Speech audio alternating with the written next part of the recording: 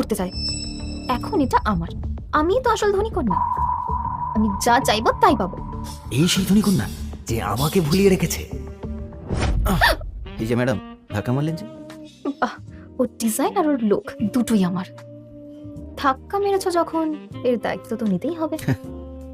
তুমি কেমন দায়িত্ব চাও শুনি? কি অদ্ভুত, আমার ডিজাইনার কাগজগুলো কোথায় গেল? আমি তো টেবিলের উপরেই রেখেছিলাম। মিস এমিলি, আপনার ডিজাইনটা তো দারুণ সুন্দর হয়েছে। এমনি এঁকেছি। তোমরা কেউ আমার ডিজাইনের কাগজগুলো দেখেছো? তোমার এই বাজে ডিজাইন রাস্তায় পড়ে থাকলেও কেউ তুলে দেখবেন। চলো আমরা মিটিং রুমে যাই, ক্লায়েন্ট এখনই এসে পড়বে। এই, তোমাকে কে যেতে বলেছে? তোমার মতো বাজে ইন্টারনেট কাজ শুধু চা আর জল দেওয়া। তুমি অপেক্ষা করো, তোমাকে এমনি বের করে দেওয়া হবে। চলো। থাক, আবার নতুন করে আঁকতে হবে। আপনার জন্য বিশেষভাবে তৈরি করা গয়নার ডিজাইন, দেখুন আপনার কোনটা পছন্দ হয়। ম্যাডাম তো